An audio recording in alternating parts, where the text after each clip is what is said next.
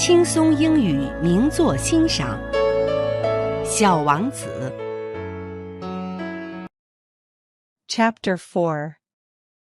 The narrator speculates as to which asteroid from which the little prince came. I had thus learned a second fact of great importance. This was that the planet the little prince came from was scarcely any larger than a house. But that did not really surprise me much. I knew very well that in addition to the great planets, such as the Earth, Jupiter, Mars, Venus, to which we have given names, there are also hundreds of others, some of which are so small that one has a hard time seeing them through the telescope. When an astronomer discovers one of these, he does not give it a name, but only a number. He might call it, for example, asteroid 325. I have serious reason to believe that the planet from which the little prince came is the asteroid known as B612. This asteroid has only once been seen through the telescope. That was by a Turkish astronomer, in 1909. On making his discovery, the astronomer had presented it to the International Astronomical Congress, in a great demonstration. But he was in Turkish costume, and so nobody would believe what he said. Grown-ups are like that. Fortunately, however, for the reputation of asteroid B612, a Turkish dictator made a law that his subjects, under pain of death, should change to European costume. So in 1920, the astronomer gave his demonstration all over again, dressed with impressive style and elegance. And this time everybody accepted his report. If I have told you these details about the asteroid, and made a note of its number for you, it is on account of the grown-ups and their ways. When you tell them that you have made a new friend, they never ask you any questions about essential matters. They never say to you, "What does his voice sound like? What games does he love best? Does he collect butterflies?" Instead, they demand, "How old is he? How many brothers has he? How much does he weigh? How much money does his father make?" Only from these figures do they think they have learned anything about him. If you were to say to the grown-ups, "I saw a beautiful house made of rosy brick, with geraniums in the windows and doves on the roof," they would not be able to get any idea of that house at all. You would have to say to them, "I saw a house that cost $20,000. Then they would exclaim, "Oh, what a pretty house that is."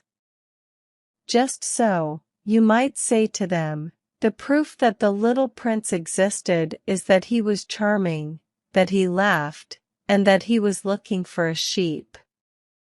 If anybody wants a sheep, that is a proof that he exists." And what good would it do to tell them that? They would shrug their shoulders, and treat you like a child. But if you said to them, "The planet he came from is asteroid B612, then they would be convinced, and leave you in peace from their questions. They are like that. One must not hold it against them. Children should always show great forbearance toward grown-up people. But certainly, for us who understand life, figures are a matter of indifference. I should have liked to begin this story in the fashion of the fairy tales. I should have liked to say, "Once upon a time there was a little prince who lived on a planet that was scarcely any bigger than himself, and who had need of a sheep." To those who understand life, that would have given a much greater air of truth to my story. For I do not want anyone to read my book carelessly. I have suffered too much grief in setting down these memories. 6 years have already passed since my friend went away from me with his sheep. If I try to describe him here, it is to make sure that I shall not forget him. To forget a friend is sad. Not everyone has had a friend. And if I forget him, I may become like the grown-ups who are no longer interested in anything but figures. It is for that purpose, again, that I have bought a box of paints and some pencils. It is hard to take up drawing again at my age, when I have never made any pictures except those of the boa constrictor from the outside and the boa constrictor from the inside, since I was 6. I shall certainly try to make my portraits as true to life as possible. But I am not at all sure of success. One drawing goes along all right, and another has no resemblance to its subject. I make some errors, too, in the little prince's height. In one place he is too tall and in another too short.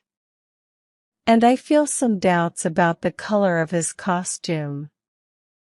So I fumble along as best I can, now good, now bad, and I hope generally fair to middling. In certain more important details I shall make mistakes, also. But that is something that will not be my fault. My friend never explained anything to me. He thought, perhaps, that I was like himself. But I, alas, do not know how to see sheep through the walls of boxes. Perhaps I am a little like the grown-ups. I have had to grow old.